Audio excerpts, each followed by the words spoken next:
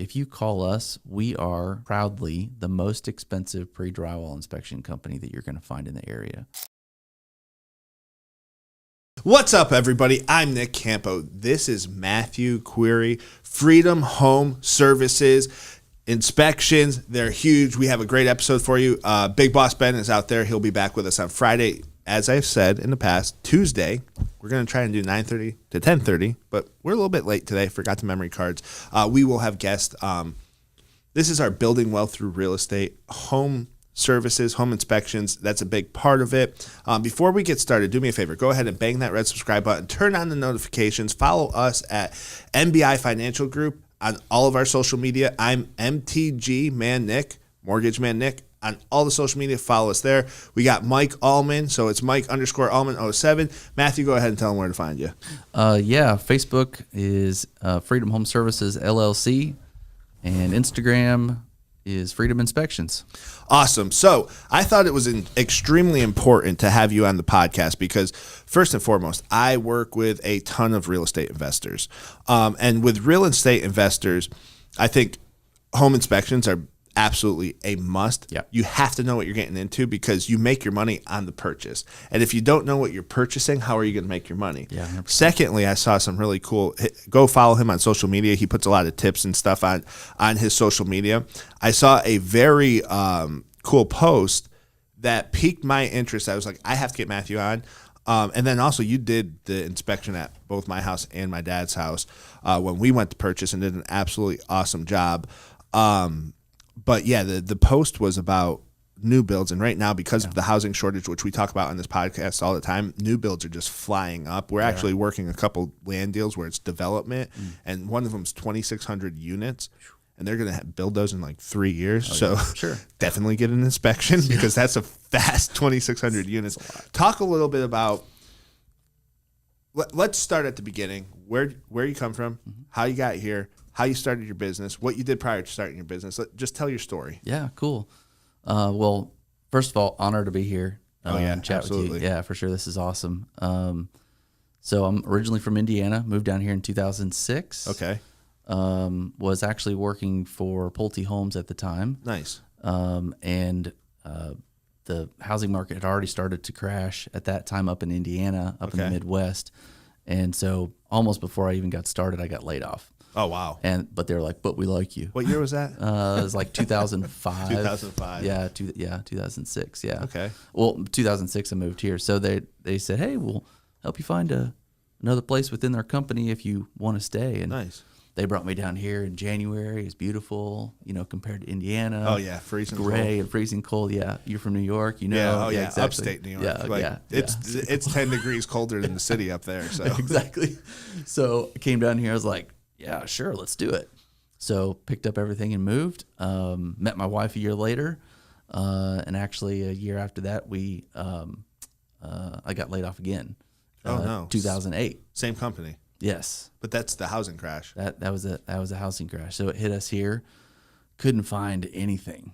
I couldn't find a job at Lowe's or Home Depot, anywhere. It's crazy. So I started business for myself, just hustling. Right. I would go out, I'd do pressure washing, I'd do handyman stuff. It was kind of during that transitionary time that I actually went and got my contractor's license in South Carolina. Started doing modular homes, actually. I was a superintendent, drove all over North and South Carolina. I was their superintendent. Okay. It was really awesome because I got to do a lot of land stuff, land clearing, well, septic, all the stuff that you need kind of for country houses. Right. And ended up at Trough Homes as a builder, and also ran the warranty team for a year and a half, 2 years, and also very short stint with another company that will not be mentioned after that. And was it a bad ending? Well, yeah, it wasn't great. I left, I quit, but ultimately, like, a mentor of mine at Trough had spoken to me, something I didn't want to hear at the time. Right. He said, "You're really good at inspecting houses. You would be a good home inspector." Why didn't you want to hear that? Because I hated home inspectors. Why? Yeah. So, Most people do, actually. yeah, yeah. Really? Yeah. Oh, we hate to see the inspector come on the job site when we're out building. Yeah.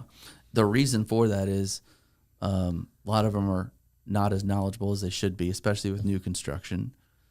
They may have knowledge for a lot of other things as it comes, like older houses, different things like that. But the problem I had was they tried to bolster themselves up and make a problem out of something that really wasn't a problem. They either knew about already, but they put it in their list anyway. And so this relationship I had tried to build up with the client, you know, I was with them for 3 to 6 months, depending on kind of when they went under contract. It would be ruined in one fell swoop, and then lack of trust. Right. And so it was like, these guys. Right. Well, yeah, it was already developed in the market about, you know, the inspectors coming in. So even when you did come in, especially if you didn't know the client right offhand, you are already behind the 8 ball. Yeah, exactly. Well, and then the biggest thing too, and we find this in the mortgage world, is when we're trying to win a deal, it's all about trust. And if the client doesn't trust you, it's going to be an issue. Yeah. So, kind of when I left that company, that last company, I actually had, since I already had my South Carolina license, I basically went back and took another test to get the South Carolina home inspector license, because they both fall under residential builder licensure in South Carolina. So I got that and I went cold turkey. Fortunately, my wife was working, because that's very difficult to do, starting your own business. But I reached into all of the relationships I had built over the years and started getting home inspections. And really what I wanted to do is just do a good job, and I didn't want to scare the client. That was kind of the big thing. And I sat down with a lot of real estate agents, and that was a big thing. Like, don't scare my clients. Don't scare my clients. Like, okay, I hear a similar theme there. That's kind of what they're concerned about, because they've worked for a really long time too. Right. Realtors work their tails off. Well, so do the homeowners. I mean, they're trying to get ready for you. You know, like I thought I had everything together, and you know, there may have been a couple of things that were missed, and it's how the inspector portrays it back to them. You mean the builder? Well, either way. Yeah, you're talking about the builder. So the new home. the homeowners. Gotcha. I was confused there. As Sorry. a seller, right? Yeah. Yeah. I'm all over the place. It's all good. No, and actually, because of that, we actually developed a pre-listing inspection checklist. Oh, nice. We actually send it to every listing agent prior to the inspection. Now, unfortunately, the majority of realtors don't open the emails. Can you send that to us? Because that's a great 100%. thing for our team to get with agents on and be like, hey, by the way, here's a pre-listing inspection. So like, you do a lot of listings, great. Yeah.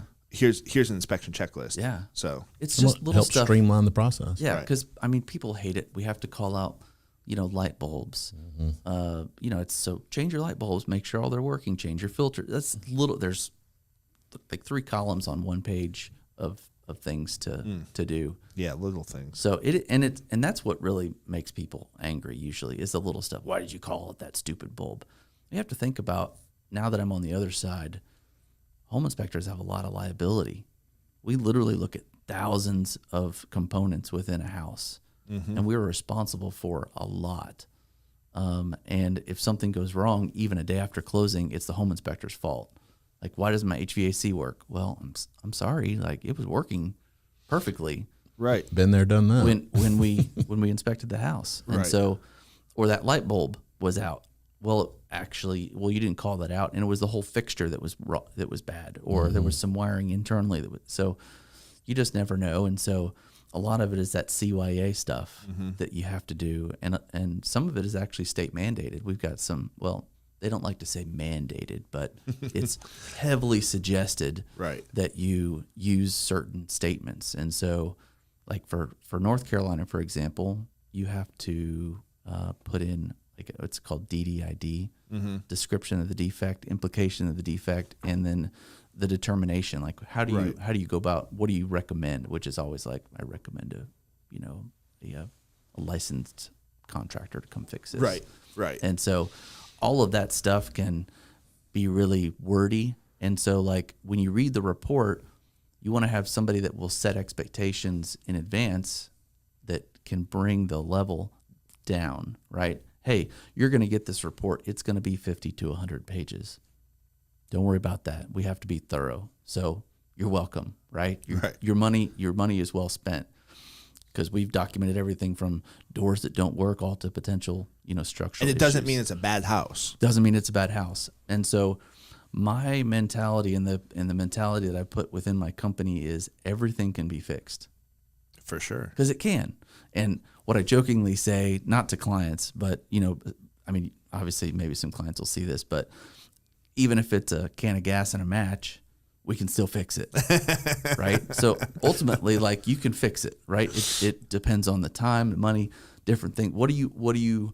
How badly do you really want this house? Maybe you just want it for the property. Right. It's a dumpster fire house, and you're going to live in it for a couple of years, but ultimately you're going to demo the thing, and you just want to know, is it livable now? Right. That's a great thing for investors. Like, for sure. Like it's kind of how we got on this. Oh yeah. Like, my whole spiel is like, investors need to know, can I live in it quickly? Do I have to do a lot of renovations? Mm-hmm. Are those renovations going to be expensive? Mm-hmm. What's my ROI going to be?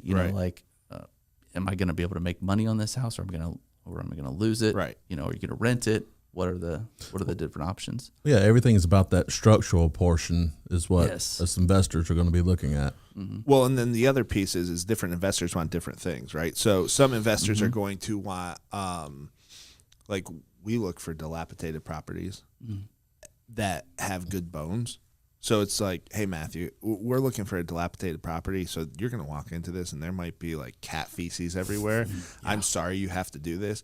I just want to know that the structure is good, because we're going down to the studs. Yeah.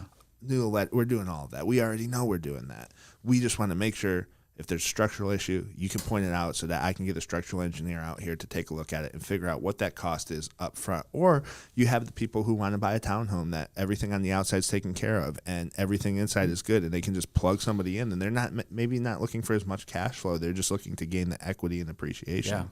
Yeah, 100%. And I love those older houses. I grew up in an old house. Oh, yeah. And so we actually offer kind of a modified inspection for nice. investors. It's less expensive than a normal inspection. Okay. But it's heavily modified, and we create an agreement specifically for that. So you want just the structure inspected. Okay, cool. We can do that. We just have to make sure that we note that according to our state standards. Right. And so we can come in and just evaluate structure. We can come in and evaluate structure, plumbing, major electrical, major HVAC if you want. Right. Just depends on what the investor wants. So it's kind of like an a la carte inspection. Plus, we can do termites inspections too, because You want to usually definitely want to know want that. Yeah. So question for you: you have somebody buying an older house, and you know that you're going to find stuff typically in an older house. You're going to find stuff in a new house, and we'll get to that. But you know that you're going to find stuff in an older house. How do you? And just say it's primary residence person moving in there to live, maybe have a young family, first time home buyer, whatever. How do you have a conversation with them to let them know, like, hey, listen, stuff is going to come up. I want you to know that, because this house was built in 1945, whatever year it was, 1810, whatever, right? Oldest house I've inspected, 1780. 1780. Where was that? York, right next to the York Bank. How much would you find there?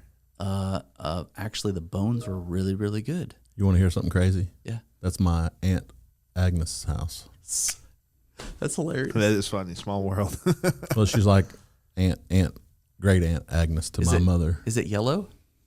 It's right across the street from First Presbyterian Church. Okay. So if you come out, it has that big porch that goes downstairs, right off the front. There's actually a slave quarters under that Yes, front that's porch. exactly. Wow. That's exactly whose house that is. Wow, that's crazy. That is wild. Yeah. Anyway, we small digress. world. Yeah. So leveled house. Small world. Mike's related to everybody here. The lawyer downstairs is also his cousin. So That's hilarious. Shout out to Des Law Firm. small. That's small town living in the South. Yeah, You know, love so it, yeah. that's small town living. Period. I was related to everybody in upstate New York. So So when you're prepping them, when it comes to, hey, this is an older home, we're going to find stuff, doesn't mean it's bad home. Like, how do you frame that? Yeah. So it actually starts before. Mm-hmm. So we have an automated text. We have a lot of automated texts and emails that go out, but one of the ones we send out about an hour before the inspection starts basically says, hey, is there anything that you're concerned about? Right. So we can tell the inspector. When they come to the inspection, one of the first things we say is, of course, hey, welcome to your new house. This is beautiful. I'm really excited Yeah. for you, right? Because I'm not going to downplay somebody's dreams. It may not be the house for me, but like they're excited about it. They're under contract. Right, 100%. And nobody's more excited than the person under contract. Exactly. And so if I can come in right away and say, hey, we got your text. I saw that you were concerned about this, and this. And usually it's like, I got a crack in the wall, like this crack. And I can Foundation issue. Yeah. I looked at this crack for you. Everything seems to be fine. It's just a drywall, Right. Tape seam, whatever, that takes them down a level. But the other thing I do is I ask them what their experience is. How many is this your first home you've purchased? Because I don't know that. Right. That's not intel we necessarily gather when we take the order. Would it help? I don't know. Sometimes it's difficult just to get the bare minimum because Right. we don't typically talk to the client. We're talking to the agent. Right. And they're just like, just take the info and book it, and so I think it's a relationship building rather Right, than just right. coming in with a bunch of assumptions. You have some good questions. People like to talk about themselves, of course, as I'm doing, which feels great. Thanks. Oh yeah, Yeah, absolutely. yeah. That's So- the whole point of the podcast. Yeah, is yeah. to hear other people's perspective. Yeah. So I find out where they're at. Maybe they bought and sold a bunch of properties. Okay, well, this is going to be really similar to what you're used to. Of course, we're really thorough, so that may be a little bit different. You've seen the inspection reports. If they have never done it before, then you set expectations on, hey, the inspection report can be scary. It's really thorough. Everything's in the first section, plus you have just the defects in the second section, so it makes it like 100 pages. So when you see that, don't freak out. And then the next thing I typically say is, there's really nothing I found here that is of really great concern to me that can't really be fixed. Right. Because ultimately, like, I have a builder background. I know that it can be fixed. At that point, their guard comes down. Even if I bring up like, hey, I saw this pier that is leaning.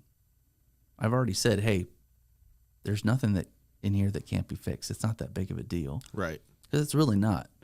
I mean, it may cost the seller a couple $1,000s to fix with an engineer letter or whatever, depending on how it needs to get fixed. But Right. ultimately, it's really not that big of a deal. No. So that's kind of how I started off. I learned that the first house I bought for my personal property, it was a HUD home, and I got it. They were doing this program back in 2015 and they still do it. If you're buying a HUD home and you're using an FHA 203K renovation deal, it's $100 down payment.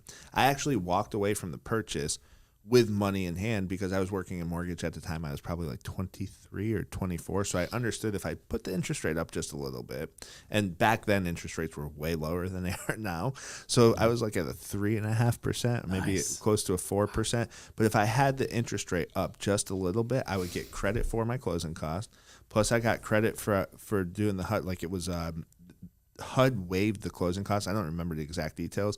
Plus, it was only $100 down payment, so I actually got a check for like $1,500 at closing. Well, I moved into the house, and like there's no doors on it, but the inspection came up. There were structural issues. So that was a scary word for somebody who's a first-time home buyer.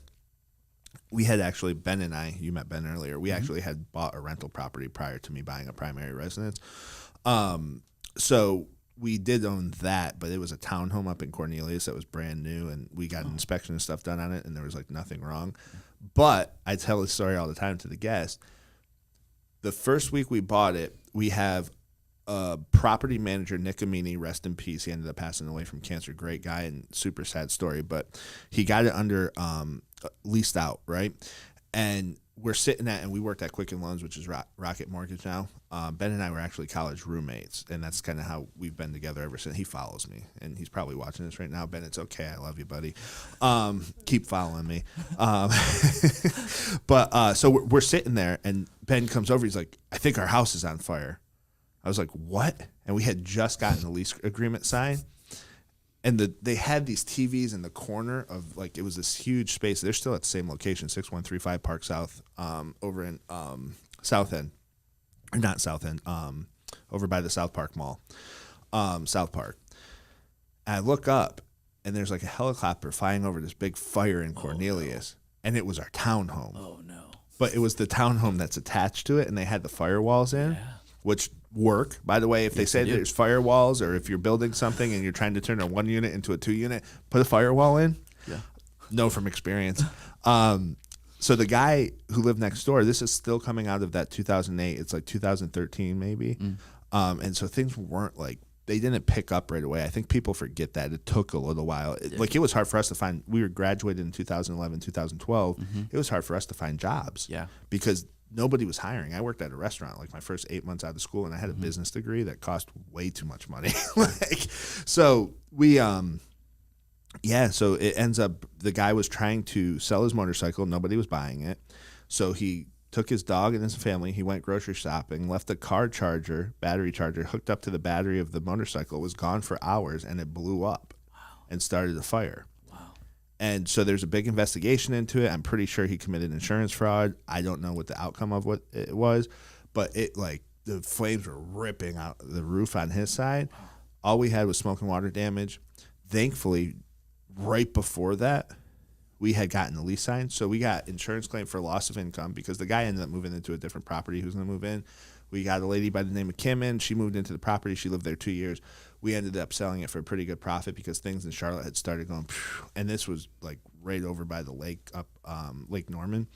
So, but looking back on it, we should probably kept it. But we were young and dumb. Never know. And hindsight's 2020. But yeah, so the inspection definitely wouldn't have helped us with that. But I forget what we were getting at. Firewalls definitely worked, but that was our first investment property. But going back to my first home, you mentioned that everything that you see, can be fixed because you have a general contracting license and you built homes.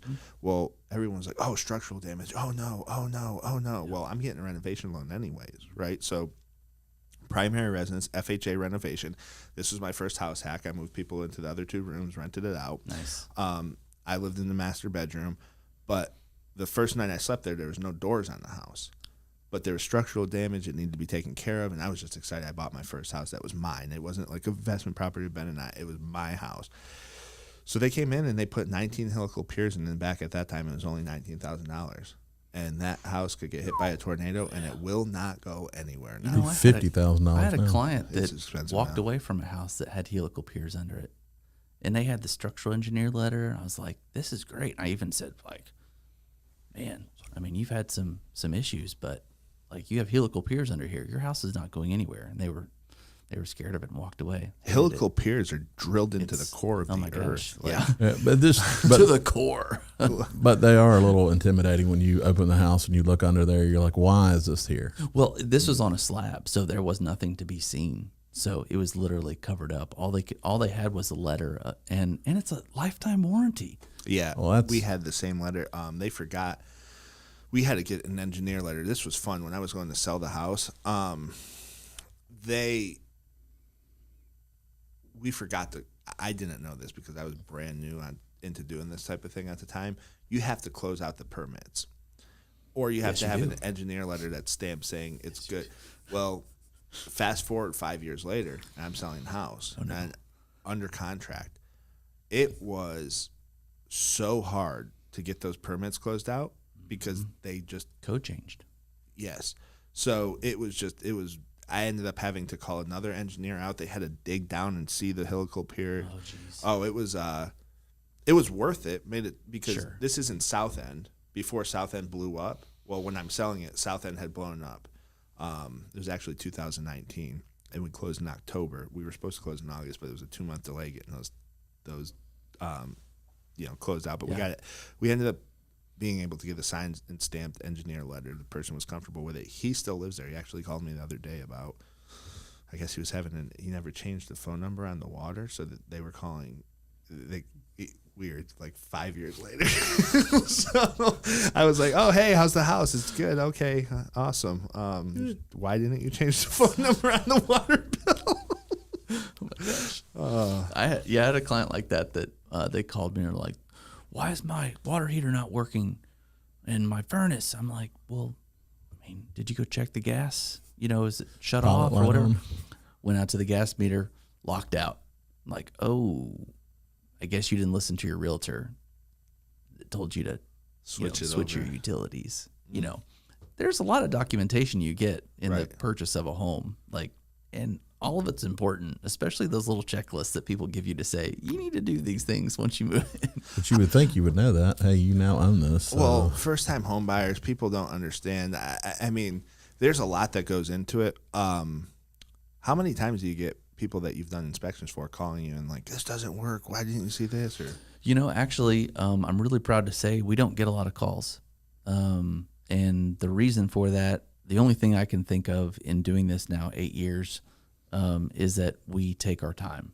Mm-hmm. That's the biggest thing that sets us apart. You can go on and get pricing on our website. We're very, very competitive with the rest of the market. The big thing that is hard to show on the website is that we take probably twice as long as a normal person or another company would. Like for a 2,000 to 3,000 square foot house, other companies are going to be in there an hour and a half or 2. We're going to be in there a minimum of 4 hours. You add a crawl space, maybe another 30 minutes. And so because we slow down and take our time, I never wanted to be a company where we just spit them out. Because I know I've hired guys from other companies that they came and they're like, "What do you mean only have 2 inspections today?" Like they were 3 and 4 inspections in a day. Like one, it's really mentally taxing. I mean, you're using all of your brain and focus for that amount of time that you're in a house. And to do that many inspections in one day is crazy to me. So, to do them correctly is the deal. Exactly. And so that's the thing. So, some companies have third-party warranties. Like, hey, you come with us, you're going to get a 90-day warranty. That's great. But I don't need to pay for that because nobody calls us. Right. Because we've already found all the things. And usually, if we have a complaint, we could say, look at your report. Right. Like we mentioned this in the report. Did you call that HVAC company like we recommended? Well, no, but I literally had a guy tell me that my defect statement wasn't egregious enough for him to pay attention to, even though it's in red letters and it says recommend do this. Like he called and he was angry because there was some stuff wrong. He's like, this wasn't egregious enough for me to pay attention to. I'm like, I'm sorry, sir. That's why I was wondering, how many times people have called you, because I am sure you get some asinine complaints if you do sometimes, get them. Yeah. And because one of the things I've realized is 80% of people could love you, and you could be perfect on those 80, and you could be perfect on the next 20%, but those 20% of people, it's almost like there's no accountability. Yeah. So they're looking to blame someone else. What's the craziest call you've ever gotten post-inspection? It was actually last year. My inspector had documented that he could not get below the house. It was a really old home. The door was literally next to a sidewalk, and the door was basically subgrade, And to get in there, I couldn't even get in there. He was a little bit bigger than me, but I could fit in the a strong big though. Yeah, right? strong big. Yeah, strong big. Yeah. The smallest opening I've been in is 11 inches, and that was me pushing all my air out and forcing myself through, going after a Twinkie, her with a loop up. So yeah, when I went in there because I knew that it opened up a little bit when I got in there. I wouldn't, but our standard is 18 inches. You don't have to go in there if it's 18 inches or less. And so anyway, we documented it in a couple of different areas. We walked with the client and the realtor we showed them, hey, we can't get in here. And he called and filed a claim against our insurance because after closing, he actually had somebody get in there, HVAC company. They found all sorts of stuff. Even though we had there was other HVAC issues in the house, recommended an HVAC person come out. Anyway, that claim was frivolous, never ended up going anywhere. Insurance said no, thank you. Yeah, well, yeah, they basically were like, hey, here's your contract. Here's the inspection report. It's been documented. It was recommended that you do this. You didn't. Denied. Right. It's not just like an insurance, hey, we're going to deny you first. Like, it's legitimately denied. Like, right. you didn't do what you were supposed to do. And I think they ended up actually just closing it because he became non-communicative. Mm-hmm. He knew. He knew. I mean, he knew, but it's like, why file against my insurance? I mean, come on, man. I mean, right. I understand you're upset, but we told you. So, Yeah. One of the things that I don't think that people understand, and we deal with this a lot, is we're a small business, and you're a small business as well. It's not like we're this multi-billion-dollar corporation. So when you file against your insurance, right, what ends up happening is your insurance will go up, and that directly affects you and how you provide for your family. It affects how many people you can employ. Yeah. How the less people that are employed is the less. I consider, I've had other inspections done on the other properties, and the inspection I got back from you got most thorough. Mm-hmm. So that will affect other home buyers, because maybe your insurance goes up and it's like, man, we're not going to be able to do X, Y, and Z anymore. So maybe less people get the benefit of your service. And I think that a lot of people at times will just be like, hey, I'm going to file insurance. They're a big organization. This is, Freedom Home Services. They're huge in this area. We're going to, and don't realize the effect. And he was probably just taking a shot at the dark. But, I've seen your inspection reports, and there's, if it says to call an HVAC person, you should probably call an HVAC person. The person we bought our house from actually got annoyed because I went through and it said, call this person to check this, call this person to check that. And I did it. And I had, you spend an extra, it's $150 at the most for a service call for these people, like HVAC services and other different services. So you maybe spend $1,000 extra bucks on inspections, but you go in with the peace of mind knowing, like, hey, nothing bad is going to happen. This is going to be a good investment, especially in this area, because everything's rising. I'm not going to have to dump $30,000 into this house within the first month. Yeah. So that's a big thing. Like, you want to be able to know what to prioritize. Right. Like, hey, my HVAC's on the fritz. Wasn't able to get the thing fired up. Well, that's probably something I should fix before I go in. But all these other little things, it's a honey-do list for once you get in the house. Right. So, Right. Yeah, it's really good. I'm glad you did that. Oh yeah. I'm Thanks for following our directions. I'm OCD with that kind of thing. We ran into that at the River Hills property that we currently own now. Is we knew that we got it for a steal, but he's like, oh yeah, everything works great, everything will be fine. I was like, So I, instead of calling an inspection company, I asked for a second showing. And I said, I'm going to need an hour and a half for the second showing. And I went in there with my coveralls, and I crawled the entire home. And I actually took a contractor with me. And because they were, the biggest thing on the report was water damage everywhere. So that's why nobody would move on that house. And every HVAC unit was out, and it was 4 of them. So I crawled under the house. I hit my light, and my buddy's like, man, that's not water damage, dude. And so I gave the price that I thought the house was worth, and they were like, oh, no, there's no way we're doing this. And I said, cool, I walked. And I don't know, 10 days later, yeah, we'll take it. So that's, when Ben looked at it, we were looking at doing a HELOC to fix a lot of the stuff, like, just do a reno of it. He's like, how'd you get the house so cheap? I was like, well, I did my due diligence and crawled under it and, basically did what I needed to do. Yeah, absolutely. And a lot of people don't do that, though. A lot of people just go, they take the word and they run with it. Right. And it's that trust factor. And that, to me, Matt, that's where you fit in. I think that's why your business is booming the way it is because you do have a trust factor and you do make people feel good. And what you say is truthful. And it's hard to find that anymore. So kudos to you, my brother. Thank you. Appreciate it. I was just in River Hills last week, actually. Oh, nice. Bless you. Working on my working with my contractor license. Cool. 4 days in a crawl space. It was like 18 to 20 inches. Oh, spelunking, basically. Yeah. Well, I told them, I said, I'm not going in there until you get all the insulation ripped out and new vapor barrier. And they did, and they kind of scrubbed the truss or the floor joists, and went in and replaced a bunch of. They had a lot of joists and even a girder that had, because of moisture over time, they had literally like started to crack. And they were brittle along the bottom edges and deteriorating, and so we went in and replaced or scabbed on a bunch. So River Hills has older homes, beautiful homes, but older homes. It's a great community. It's awesome. I love it. I live there as well. Mike lives there. Ben lives there. It is an older community, but you still have like that.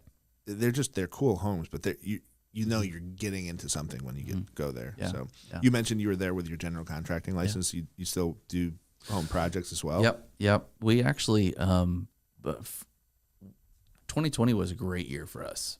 Best year ever. Grew like 110%. Oh, and nice. It's just been going down and down and down and down. And a couple of years ago, I said, I'm going to stay in business. I need to start doing something else, especially during the wintertime, because people are just buying less. Right. And so I've reached out again to realtor contacts and was like, hey, by the way, I got my contractor's license. And it was really just to help with seller lists from other inspection companies. We cannot do work on our own houses that we inspect. It's totally just can't do it. Yeah. So we got a referral from another inspection company, and we went out and checked it out, and I bid on it and got it. So it was a good week of work. It was a hard week, but it's kind of more fill-in work because, like I said, we only do 1 or 2 inspections, and I'm okay with that. But if you do a 5 or 6 hour inspection, you have a couple of hours maybe where you or your inspector might want some work, and so I can say, hey, we can go and do this little thing, fix this little leak under the sink, make a couple bucks. It's stuff that most people won't do. And so South Carolina changed their law actually a couple of years ago for the residential builder license, because I'm not licensed to do commercial. Okay. And previously I could only do up to $5,000 in work in any category before I subbed it out. Now I can do unlimited. Oh, cool. So I can do all in-house.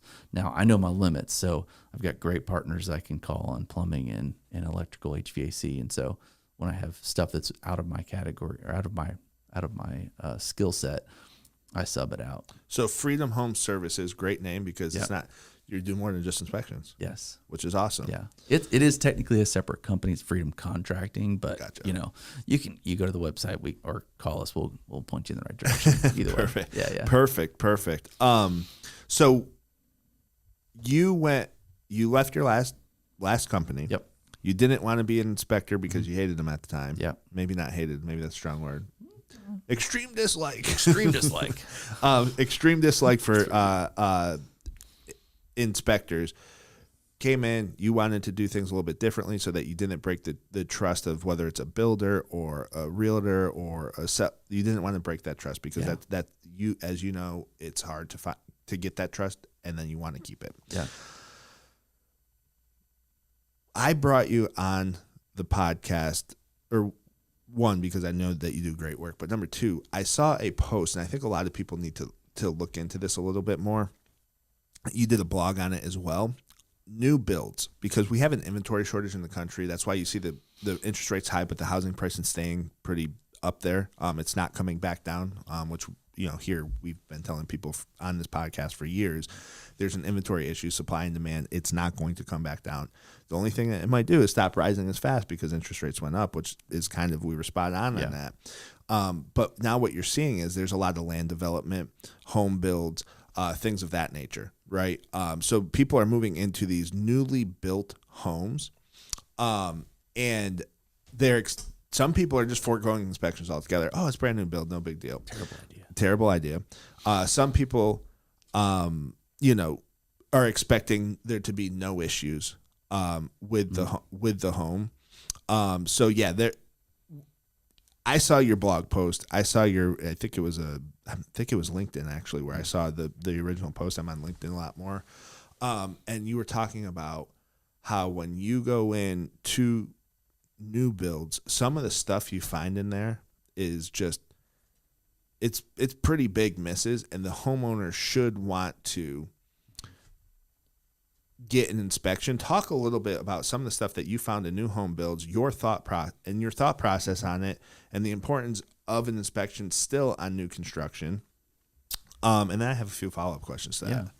So before I get into that, my background as a builder, I know what it's like to build and what it's like to be working for a national builder, more local builders. Right. But I also know that builders have an inordinate amount of work on their shoulders. Typically, you have a community like the one you're talking about, 2,600. They may have like 3 or 4 guys in there, right? Maybe, if you're lucky. And they're building that in less than 5 years. Yeah. So when I would, at one point, actually at a couple different points, when I was a builder, I was running 35 houses in 4 different communities. Wow. And 2 different code jurisdictions. And one of the communities was an hour drive. It's almost impossible to do that. It literally is impossible in an 8-hour day, which wasn't an 8-hour day. You're salaried, no overtime. I never got to every house. And so I'm a good builder. But what is my workload like? I will get the question very frequently, which builder do you recommend that I go with? I don't know. They're all the same. They all have the same subs, but let me see who the superintendent is. Do they have experience? How many houses are they running at the same time? I can tell you what kind of a quality of a build you're going to get. But regardless of their workload, they still have more than one house to look at. Right. So even if you're building a custom house, there was a custom house I did inspection on a few years ago. It was the most broken trusses I've ever found in any house. Explain what the broken truss is for all of my real estate people. Yeah, so trusses are an engineered product. They're built in a factory. You probably are trying to dodge the trucks as they're going down the road. Right. But they hold up the roof system, and they're in varying configurations, and they're held together with what they call metal gusset plates. The process of transporting those, offloading them, picking them up with a crane, so on and so forth, they get broken. Must have been windy. Yeah. A lot. Like the majority of houses will have at least one truss defect, at least. This one had 26. A majority of new builds or a majority of houses in general, or new builds or homes that haven't been inspected, because I can inspect a house that's 5 years old that didn't get inspection, and I'll find stuff that was broken at, when it was built. So for like a 2,500 square foot house, how many trusses are actually in the house? Oh, that's a good question. I really don't know how to answer that. Because it depends on the configuration. Like, is it a hip style? What's a roof structure look like? Let's just do a pointed roof. 30 to 50. 30 to 50. Yeah. So at least one of them's broken, which can probably compromise the structure of your roof. It can eventually. I always tell people, again, like everything can be fixed. One broken truss, not that big of a deal. It still needs to be fixed. It's a structural issue, but how many did you say that were broken in this house? 26. Out of how many? Oh, there were a lot. It was more I guess it was a boxier shape. I think it was still like 5,800 square feet, but it was a custom house. So like rough guesstimate 100 trusses? Yeah, that's probably, yeah. So if 26 were broken. Yeah, it's a lot. They're all over the place. So would the roof have caved in? So not necessarily, no. Unless you had a bunch that were like right next to each other. Right. There was one new build I did over in the Palisades area. I don't like to throw builders under the bus because they're all the same, right? So Palisades is River Hills' rival, so let's trash them. Oh no. That's from a golf standpoint, though. We have the private course, and they're only semi-private. So, Gotcha. And we're a gated community. Gotcha. Yeah, you are gated. Thank you very much for not allowing me to use your back gate. That is super convenient. I accidentally drove through the back gate when my wife got her new car. I thought she had to literally through it. So she gets in her new SUV. I thought it had the sticker on it, and I just, I did the roll. And usually, like in my truck, I can just roll right on through. Well, we hadn't gotten the sticker, so I rolled on through. You rolled on through, all right. You would be surprised at how I was going 2 miles per hour, and that thing flew off. You would have thought it was like an episode of like a Prison Break or something. Hilarious. And but so, you're probably not the first person to do that. no, it's all dented. So I went back around to the front, and they're like, "Good thing you came up here and told us you did it. We saw you on camera. We were going to come and find you." I was like, "Do you think I was just going to run the thing over and go to my house? I live right in the neighborhood."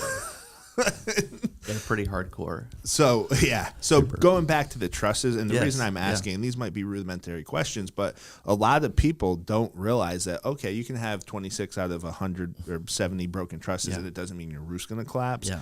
But that's a lot of trusses, and this is a custom build. How'd the customer take that news? So disappointed. But again, I try to say, hey, I don't throw the builder under the bus. That's part of what we do. Right. I'll be on the builder's side if the builder is speaking truth. Right. And the client is being crazy. And be like, he's telling you the truth. I've had to do that. Yeah, it's doing the right thing. Yeah. But if the builder is blowing smoke, and be like, that's not right, dude. I don't care that you passed your code inspection. Code enforcement is not a structural engineer. Right. Just because they didn't catch it doesn't mean that you're not required to fix it. Have you run into builders doing that? Oh yeah, yeah. I've been thrown out of communities because you've because gotten I've thrown caught out, stuff, and they lied about it. so they didn't necessarily lie about it. The latest instance was there was a builder that we did the pre-drywall inspection, and we found quite a few things. They actually had the plans, and we looked at that and found a lot of planned deficiencies. Several broken trusses. When I walked on site, the first thing the superintendent said was, "We're putting insulation in 2 days." I'm like, okay, well, Which means you can't inspect like you need no, to. which No. he was like, He's got to wait on him to give him the go ahead to do it, right? No, we've already passed our code Oh, okay. inspections. Got it. So, I mean, we'll look at your list, but we've already passed our code inspections. We're insulating in 2 days, which is basically like, I don't care that you're here. You can do your job. It's an FU essentially. Basically. Right. Yeah. Nice. So I found that, and I told the client, hey, let me know if there's any issues. Hopefully he'll see the report and fix the issues. No big deal. Try to give them the benefit of the doubt. Well, unfortunately, this guy didn't, and he said, no, we're insulating. This isn't an issue. And all I request in pre-drywall inspections is, hey, verify it with the architect or engineer that drew the plans, and put it in writing. Like, transfer the liability from you to somebody else, so that in the future, if you have issues, you can get stuff corrected. CYA. Exactly. So anyway, this client called me and she said, they're not doing anything. Like, they said that you're wrong, and like, this is for a different set of plans and elevation. I'm like, okay, well, I mean, get it in writing. No, they're not going to do it. I said, okay, well, I'd recommend that you call the building code official. I gave her his number, and they called, and they shut the job down. She shared the report. That, of course, pissed them off. And I got a call from the VP of construction for that company. Was it national?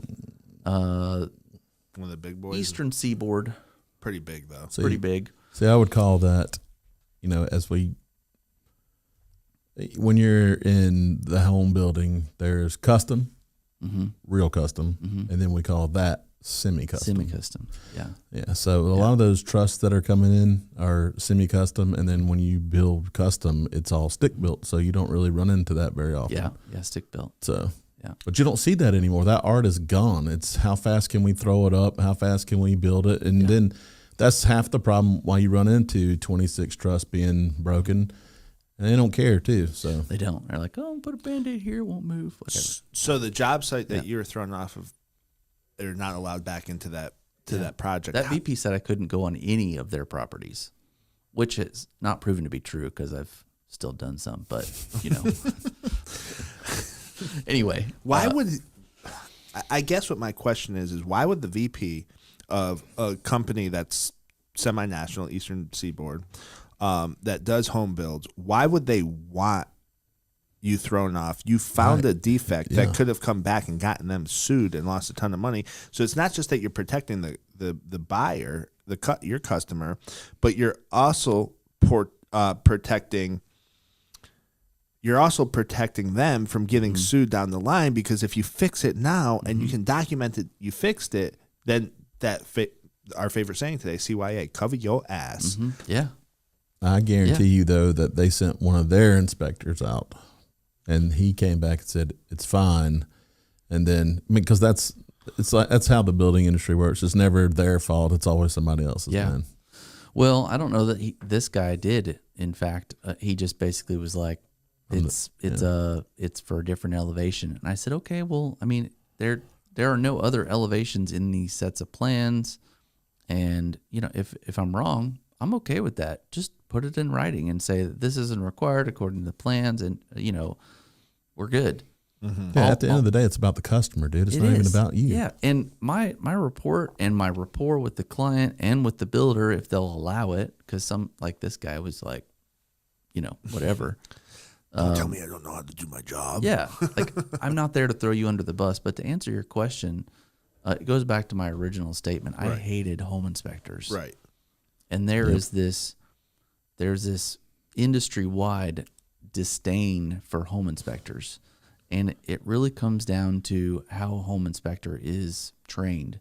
So you can be a computer engineer, no offense to computer engineers, and be really good at test taking and go and get your home inspection license. Mm-hmm. So when you're researching home inspectors, what's the background? Right. Do they have experience? Well, I'm really detailed, you know, when I was doing computer engineering. That's nice, but do you really even know what a Durapex is? Right. You know, could I tell you to go get a board stretcher? Would you go try to find it? You know? You know? Probably. Yeah. Got him. So, that's my theory. Right. I don't have really any way to back that up, but I'm not done with that company yet. I'm actually want to write to the head of construction down in Florida and say, hey, this happened. Why is this happening? Like, you can see my report. Why did this transaction happen this way? Why? And this company actually limits our inspections a lot. When we get a call to do an inspection on this company, I say, unless it's pre-drywall, because I can still get in and kind of see, they will not let you climb the trusses. They will not let you open the panel, the electrical panel. They will not let you do much of anything that actually you're required to do. And so I recommend post-closing to have us come in. So I actually did one recently, and I found the second most amount of broken trusses on this particular house. So were the 26 broken trusses the same as different companies? This lady had 24. Same company, though. Different company. The first one was a custom builder. Got it. This one was the semi-custom. Got it. I did one recently that I may end up being a what do you call it? A witness. A law, like a subject matter witness. Is it a lawsuit? They're working on it. Will be. And it's for the builder I was talking about, but a different community. But I went in and inspected theirs post-closing. The one in Florida that you're going to write to. Yeah. You know what we can do? We can get both of y'all on the podcast, and I'll be awesome. the intermediary, because it doesn't make any sense. That would be awesome. It doesn't. But my theory is it's all because inspectors don't have the training. So to be licensed in North or South Carolina, you don't have to do any additional training to go and inspect a house at pre-drywall. If you call us, we are proudly the most expensive pre-drywall inspection company that you're going to find in the area. If we're not, I want to know about it because I'm going to raise my prices. But again, we spend, it starts at 4 hours. Right. At a house, 1,500 square feet, 4 hours. Okay. Like more than that, I mean, 6-8 hours. Like that's not unheard of for me to be on a house all day doing these pre-drywall inspections. Because again, liability. I have a lot. Like I'm looking at a lot. I literally I walk around and around and around the second floor, looking at the plans. Hopefully, why do you say hopefully? Do they not give you the plans all the time? They hate to give you the plans. Typically, why? I don't understand. They're proprietary. Well, I'm not taking them off the property, bro. Like I'm not going to go build the house. I'm not going to build that. I just want to make sure that everything's sign there. an NDA. That's so simple. Okay, you're going to do the inspection. You want the plans. Sign this document. You can use this for your inspection, but you cannot use this to build another house. And if you do, and we find out about it, we're going to sue you. And we're more than likely a big company. That's a good thought. I will actually try that next time somebody does that. But what we do, or my office manager does, Danny, she's great. Shout out to Danny. Hey, what's up? We're live right now. She's probably watching. She probably is not. She doesn't care about me. It's fine. We research the properties. So if we can get a copy of the permits, we actually will do a public records request. South Carolina is great for public records requests. You can get a digital copy of the building plans.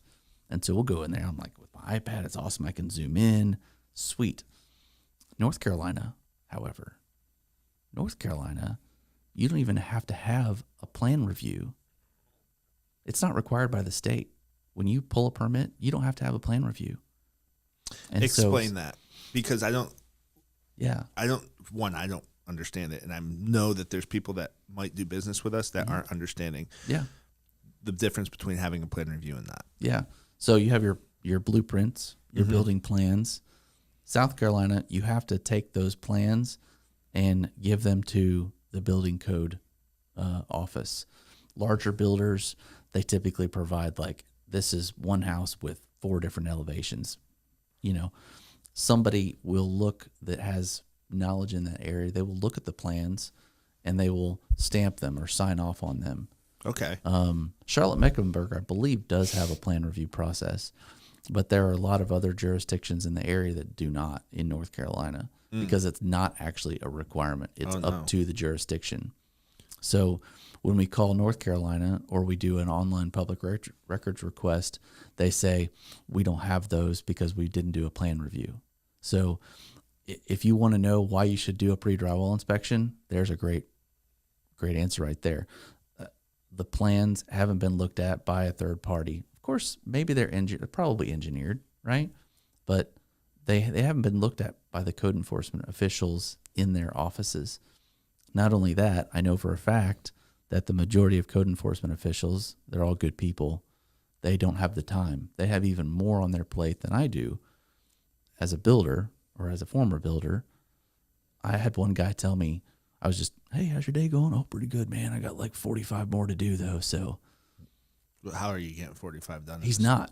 He said, I can't get to all those. I'm not going to get to all of them. So we'll push them off to the next day. That's why they give you like 24 to 72 hours window when you call an inspection in. And because it could be like, I'm doing a framing inspection, or I could be doing hey, they just did a HVAC replacement. And so not only are they not looking at them in the office, they don't have time to look at them in the field. I've been on multiple inspections now that I've been doing them, pre-drywalls, inspector in and out, 5 minutes. And they go, those are the good ones. In and out in 5 minutes. Yeah. I personally had an inspector, again, I'm not going to name counties because I've built in a lot of jurisdictions in this area, which has been great. You're extremely professional with that because I'd be throwing darts. Yeah, no, because it really doesn't do any good. No, it doesn't, because it gives you it'll give you a bad name, hard to work with. I understand completely, and you shouldn't. And I'm just kind of joking around with that, but no, I had a code enforcement official pass my insulation inspection from his truck in the rain. Never got in the house. my entire second floor of that particular house didn't have insulation. The insulator didn't bring the right amount. Here you go. You're passed. Insulation, good to go. Don't even have it in there. Could have put sheetrock up. No big deal. We found houses that are completed with no insulation in the attic. That's insane. Yeah, and they've been CO'd. Like that's a certificate of occupancy. Yes, we call it CO, certificate of occupancy, certificate of completion. Yeah.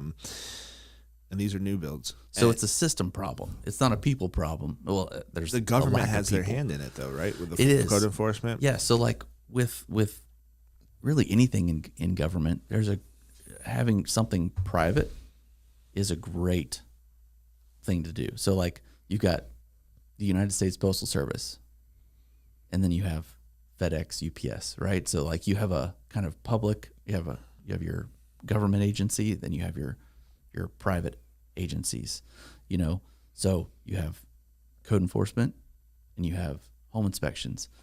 I'm actually meeting with the South Carolina State Senator next month to talk about this one thing, to try to get these things changed, because I'm Well, how do you pass the HERDS test if you have zero insulation in the attic? So that's more of a blower door test, right? How much air is coming into a house from the outside. Mm-hmm. It's not necessarily based on insulation. I was just wondering if there would not be a ton coming out of the attic.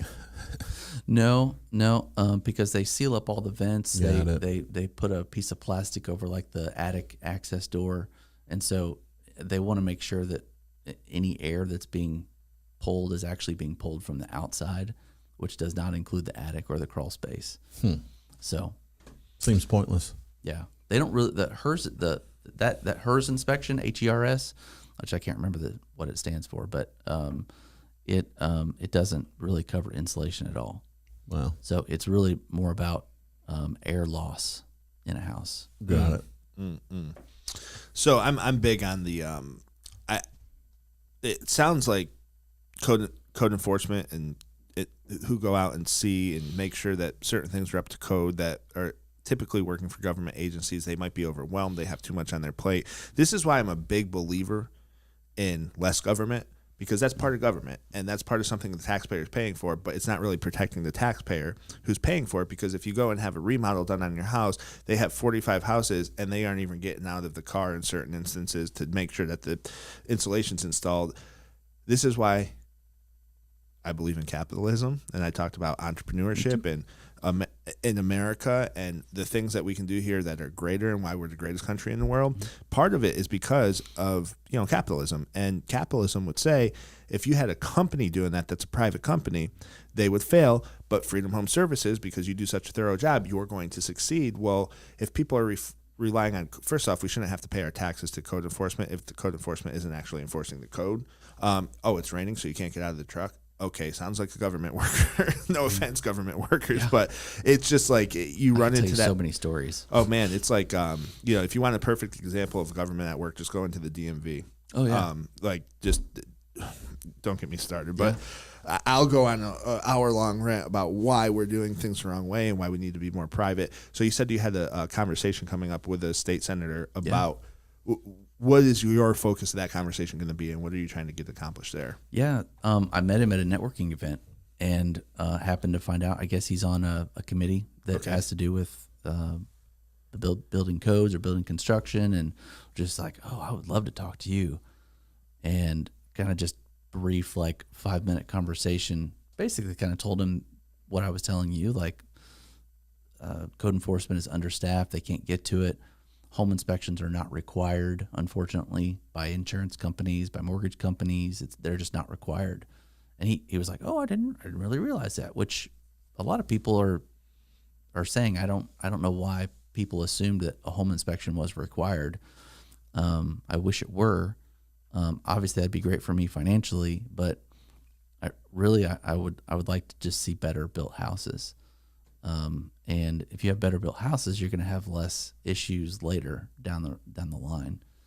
So I think the issue you're going to run into too is, I keep going back to, we have a housing shortage. We have a builder shortage post 2008, Yeah. like just kind of running down the history. Post 2008, a lot of the builders got out of the market, especially the ones who were putting up like the big neighborhoods and such, because they got beat over the head a little bit in that there was a lot of foreclosure. There's a lot that went into that. They took some blame on some stuff that maybe they shouldn't have. So they got out of it because the profit wasn't necessarily there, and there was a lot of restriction going in that was making it much harder. It reduced the margins big time. So a lot of them went into custom builds where they had bigger margins, and they started doing that. But there's a bunch of reasons why. There was forest fires that burnt up inventory, COVID. You had the supply chain issues during COVID. Yep. You have a bunch of people coming across the border that need places to live. So there's this massive housing shortage. And I think what you're going to snow in Texas. Yeah, snow in Texas. The ice or so the glue plant shutting down. 100. Yep. 100%. So many things all at the same time. It all happened at the same time, which contributed to the shortage. And then now you're having, I call it migration in the United States to different areas. So certain areas are having even more of a shortage, like the Southeast. Like 50% of all the homes built are going to be in the Southeast because people are moving to the Southeast, and Texas is included in that, I think, even though it's like Southwest. But the issue I think that you may run into with this is these big national builders have this thing called lobbyists, right? So they are going to lobby, and I think I believe going to the state center is a smart way, because it's going to have to be a state by state thing, because it's going to be hard to get past anything on the national level saying we require home inspections. The best place to start, in my opinion, yes, state center is great. Mortgage companies and insurance companies. These are private companies. Does an insurance company not want an inspection done? And then, hey, that house that has 26 trusses out, the roof collapses and maybe it kills somebody, and now the insurance is having to pay all this money, but do they care? I don't know. But say, hey, in order to have this insurance, we require this inspection. Yeah.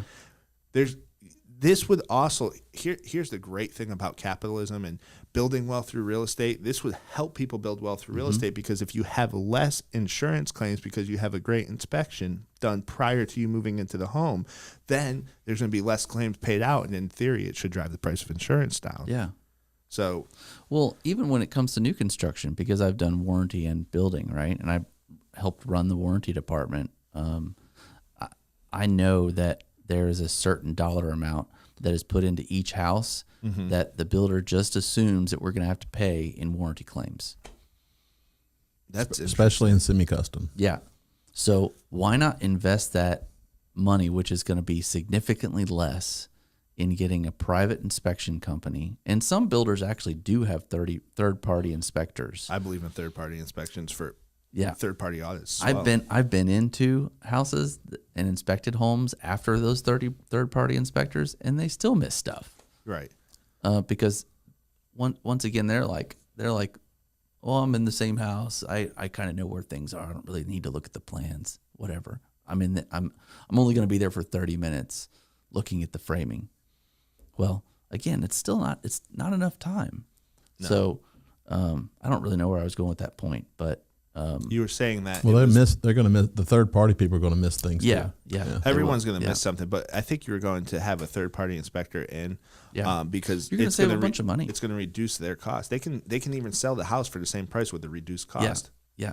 If nothing else, you can go back and say, there was a third party inspection done. Like, we didn't see anything on this. The inspector didn't show that we had this issue. Like, that truss issue didn't exist. Right. Subpoena all the pictures that are taken, whatever. I mean, like, there's so much benefit for everybody involved to have a private inspection done. 100%. And, hopefully that the state center that you're speaking with gets an understanding of, why this is important and how it will protect people. I'm not one who ever says, hey, more government, but if you have this code enforcement section, you can actually do away with a portion of government, and maybe we can balance our books at that point. Well, yeah, but even if you said, hey, there's a government requirement that on a new home construction purchase that you have a pre-drywall and a pre-closing inspection. Boom. So cool. Tell the difference between pre-drywall versus pre-closing. So a lot of people call them phase inspections as well. So typically people only do the pre-drywall, which means that The foundation's built, the framing is built, rough electrical, mechanical, and plumbing is in. And by rough, I mean there's no power, there's no water, there's no HVAC. It's just the ductwork, the wiring, the pipes. We call that dried in. Yes. Yeah. We call it roughed in, dried in, all that stuff. It's all there. And that's pre-drywall. It's before insulation's installed. And so you can see almost everything. And you can see another trade that may have cut through somebody else's work, which we see a lot. Oh, this stud's in the way. You know, I'm going to take this thing out to get my thing in. And well, they didn't fix it. Well, and I mean, just tell somebody. Right. Come on. Like, we're all on the same team. Or get the framer that's probably right next door anyway and have him come over and nail the stud back or what, you know. Anyway, I digress. There's so many things. So yeah, it's I don't know. It's a lot. So it's a lot. Post close. Yeah. Or pre-close, I mean. Explain what pre-close is. Yeah, pre-close is if you do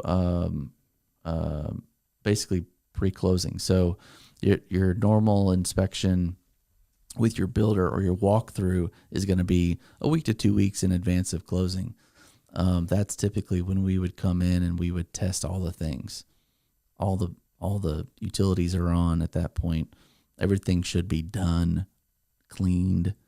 We can see everything. We can test everything. We're not there to like pick out cosmetic stuff. Right. You know, although we do an upcharge fee for something like that if they want us to do like a blue tape inspection, but it typically is just functionality. Is this pre-CO? Typically, it depends on the build cycle. If we're there 2 to 3 weeks in advance, they probably don't have the CO yet. Right. If we're there a week in advance, they probably already have the CO. But I mean, when I was building, sometimes we were running right up to the closing date to try to get the CO. Typically, we get the CO when we're trying to close. It's like 2 to 3 days before we close. Yeah, it's So inspections are they've usually changed that done. again. Like you can get a CO now, pretty early on because they pass your inspections before you even have power onto the house in some jurisdictions. That went They back. can't do that in the jurisdictions I've worked in. Well, see, all that went back to when the freeze hit Texas because you couldn't. You think about the glue companies, the paint companies, everybody who was the biggest thing was garage doors. You couldn't get a garage door. I don't care if you'd have to make your own garage door. So, in order to pass your CO, you got to have a garage door. Well, they just started passing without them because you couldn't get them. Yeah. So I think a lot of that is kind of, everything rolls downhill. Yeah. So I think that's why just some of that. Onshoring. So kind of going back to phase inspections because I lost my train of thought if you didn't notice. It happens. We all have ADD in here. Yeah. So some clients will, especially if they're out of town, we've gone in at different phases of construction to do inspections. So the county does do or the code enforcement does do like footing inspections, but you can also have us go out there and look too. I'm getting actually ready to do what's called an open floor inspection. Mm-hmm. So this client is actually hiring us for phase inspections. And so we're going to go out, it's on a crawl space, and it's basically the foundation has been built, which is makes up the crawl space area, and the floor joists have been put in. There's no floor decking, nothing else is built. So what code enforcement does, it's called an open floor. Mm-hmm. You don't have to go around crawling around. You can typically see stuff looking down. But again, I find stuff that's missing all the time because they don't get on their hands and knees and crawl. Did you know, just quick sidebar, nobody actually looks at a roof. Really? Code enforcement isn't allowed to get on a roof. Yeah, drop. Builder is not allowed to look at a roof. You know how many roof defects I find on new construction house? 99% of houses have nail holes in the roof from where the scaffolding was nailed into the top of the shingles. And they just took it out from when the siding was installed, and that's it. There are multiple areas where shingles are missing, or even siding is missing. You know how you have those weird roof lines that kind of one goes this way, one kind of comes this way, and you have this little section of siding that you can't see from the ground. Mm-hmm. Missing siding, missing house wrap. Just we do drone inspections. So you do roofs? Yeah. Missed a lot of flashing too. Yeah, we'll get on the roof if it's safe to do so, but we pride ourselves in doing drone inspections. Our drones are awesome. They're very tiny, and we can see basically everything. I can be bringing technology into home inspection. I can be 10 to 20 feet above a house, and I can zoom in. I can see nail holes in a roof. That's cool. And so, anyway, nobody looks at a roof. So, quick sidebar on that. Well, that's great information. Yeah. I mean, the amount of information we've gotten onto here. I have a few more questions that retain to. Sure.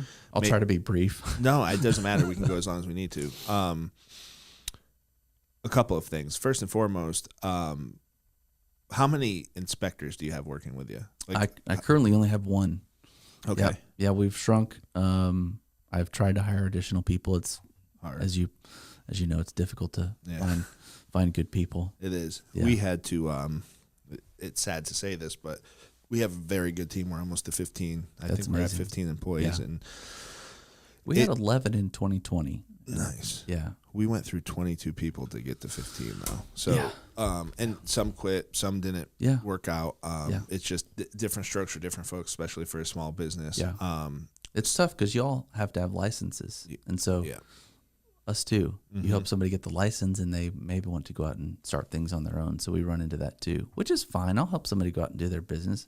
You don't want to work for me, but entrepreneurship is not for everybody. It's not. It's there's a lot that goes into it. There really is. That people don't see. It's other not question, just getting a really nice truck and making a bunch of money. There's a lot of stuff. The not making a bunch taxes the right way for the first couple of years. So I still have a Suburban that's had to depreciate fully to pay those taxes. So it's difficult.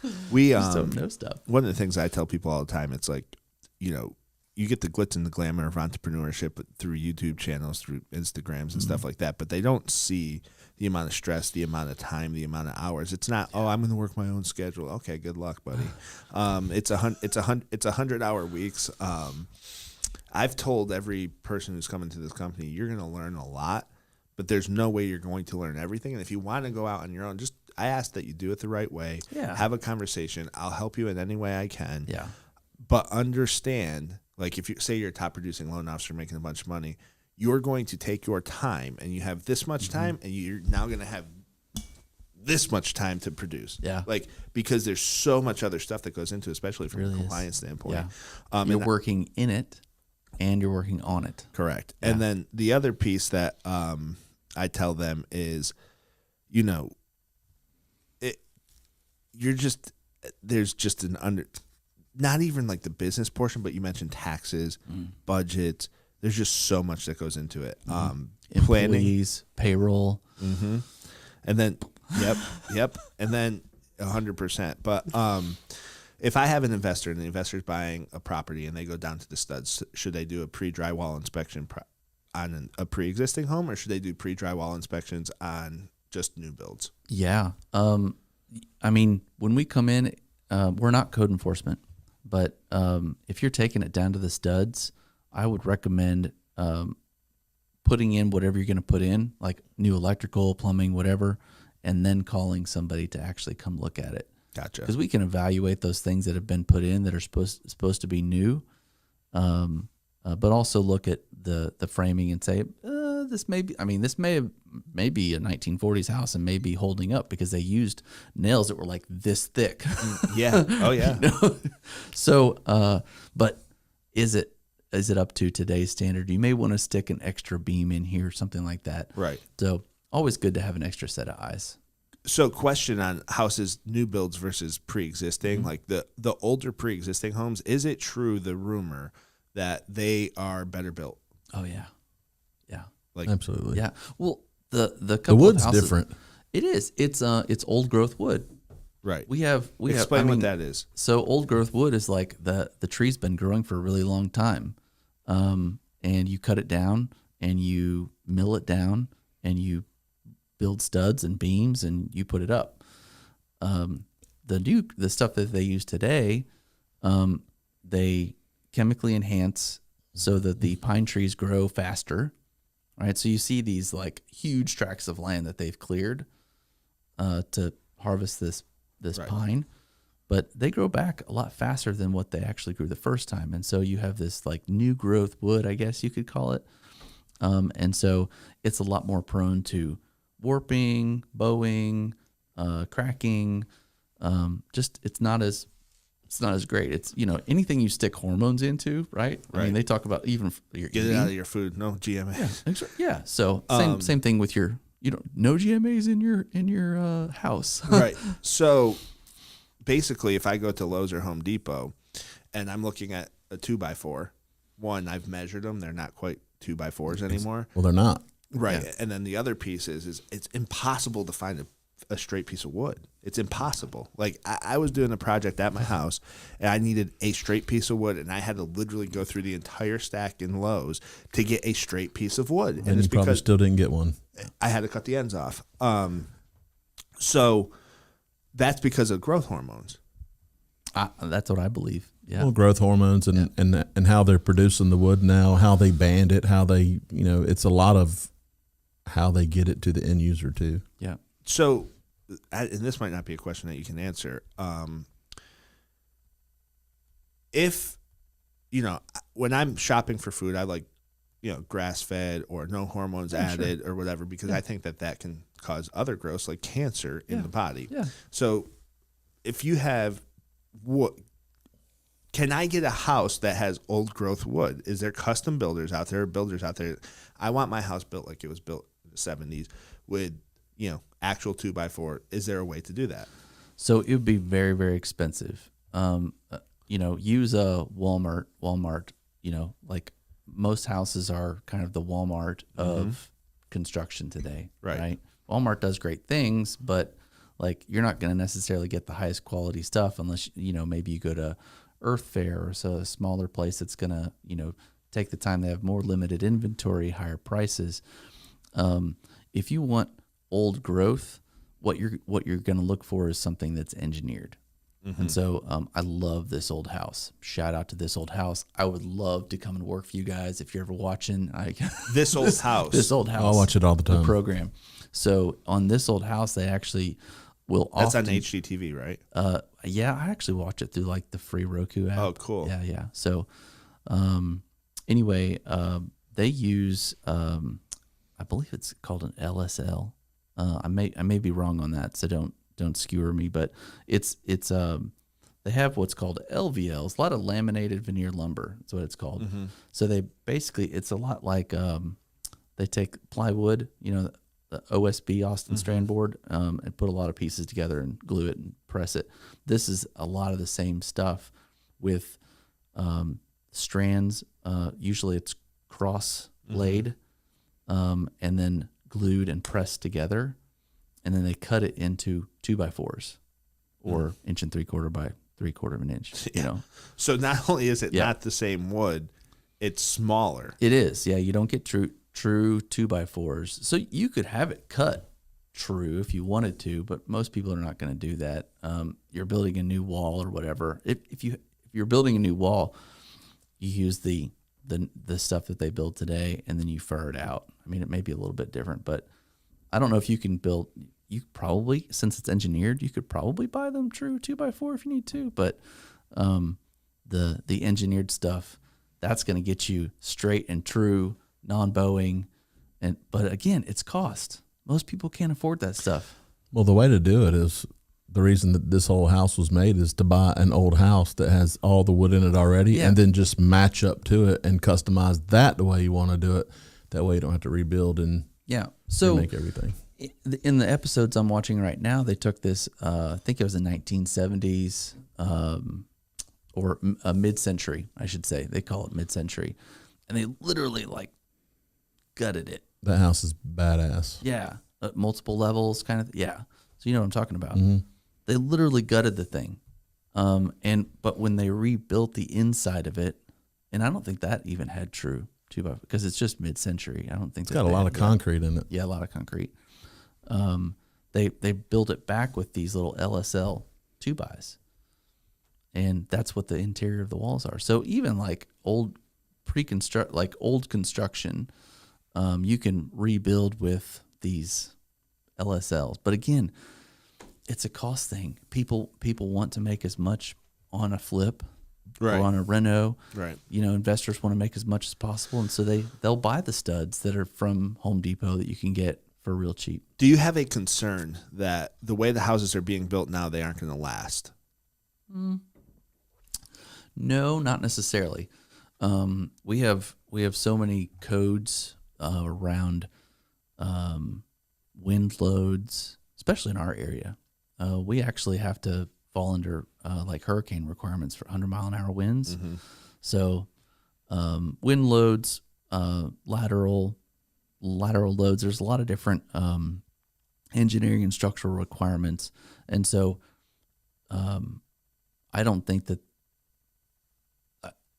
I will say one thing. Maybe I shouldn't, but if you have houses with trusses and you have a house fire, you are probably going to lose the house. If you have Because it's glued together. No, because the gusset plates, when the wood heats up, the gusset plates pop off. I have a friend who's a firefighter, and he says when they can hear it go ding, ding, when they hear that, they back off, and they just got to let it come down. So why is that? Bad engineering? Or? No, it's just what wood does. When it heats up, it shrinks, and all the little gusset plates pop off. So they are built better than older houses. They're stronger. You can use smaller. You can use like 2x4s versus like 2x6s or 2x8s. On your custom built houses, right? So you can use smaller gauge lumber because of the engineering and the way that the loads are transferred onto the truss, and like basically the trusses engineering have is better. 2 bearing points. Right. Like everything, it's like, remember in like middle school where you did like the egg drops and you had to build the thing to protect the egg? That's basically what a truss is.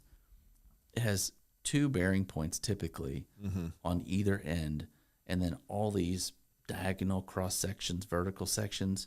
You would think that there's bearing points. It's not. It's actually making all the load transfer go to the exterior of the houses. Mm-hmm. And so, they're built really, really well. But I would not be afraid of buying an old house because it's old and has, some age to it. Right. I've found homes. I had this really cool country home up in North Carolina, and it had wood piers. Oh, wow. They were solid as a rock. They're like almost petrified. No termite damage. They were literally sitting on the dirt. And it's still strong, huh? It was amazing. It was probably early 1800s, maybe mid 1800s home. That's really cool. Farmhouse. It was awesome. And so again, that old growth lumber though, it doesn't have that tendency to wick up moisture. When it dries and cures, it's hard as a rock. Right. So essentially, with homes now, they are engineered better, so they're stronger, but the parts that go into them are actually weaker. Yeah, they can be. Right. Yeah, but the way that they manufacture stuff and put it together, even the nailing patterns that they require. So like, it's just engineered better. It's just engineered better. So I guess my only concern that kind of scares me, like I'm talking from a personal point now, is the engineered wood that they're, gluing together cross patterns and stuff. To me, I just don't like that. Oh. And I don't know if it's stronger than regular wood or if it isn't, but that's the only thing I was like, oh man, I don't know if I like the sounds of that. But if it's engineered better, it's a stronger product. It's allowing more housing to go up, so that's a good thing. So it all depends on the process, right? If that LVL got wet during construction for a significant amount of time, it's going to pull that stranding apart, and so that's something you want to look at, right? Right, absolutely. You got to see that before you close it up, because if you don't, that stranding can still come apart, and it's going to be covered up with drywall. You're never going to see it again. Yep, absolutely. That's why you want to do pre-drywall inspection. Yes. I think I'm out of questions. Yeah. Did I miss anything? Should I ask you something? Is there anything I should ask you? I don't know. I mean, kind of more into phase inspections. If you're not local, having a trusted friend or advisor like myself or my team to go out and give you we've done weekly reports. Right. Can be really, really helpful. Because you can have a friend or family member go out and like, oh, this is cool. FaceTime me. Like, look at all the pretty, like, this is going to be your bathroom. It's so beautiful. And they don't realize that, like, the shower seat is actually tilted back towards the wall, right. Little stuff. It's a really, really great idea to do something like that if you're not local, for sure, or can't be on site. We do HUD inspections. Oh, awesome. Yes. I'm actually working. I'm technically a licensed 203K inspector. Perfect. But I need to do more training on that before I kick that off. But we can do the HUD inspections as well. So we do all the things. We try to keep everything in house. So if you have a home that has a pool, we can inspect that in house. Nice. We do the termites, radon, well water sampling. So it's kind of a one-stop shop. So awesome. try to make sure that when clients call us, they really just have to write one check.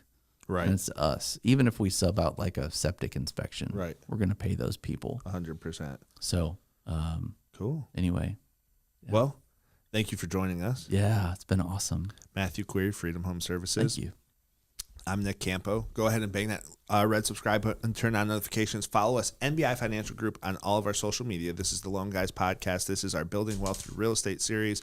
I'm MTG Man Nick, Mortgage Man Nick. Mike Allman, Mike_Allman07. And then Matthew, go ahead. Where? Freedom Home Services LLC on Facebook and Freedom Inspections on Instagram. Go follow him. He has some great stuff. He writes blogs. That's how... he did my home inspection. I would suggest that you guys use him for your home inspection. It's going to be much more thorough. Cannot say enough good things. Thank you again for joining us. Absolutely. And we're going to have you back soon. Thanks. All right. Look forward to it. Absolutely. We're out. Peace.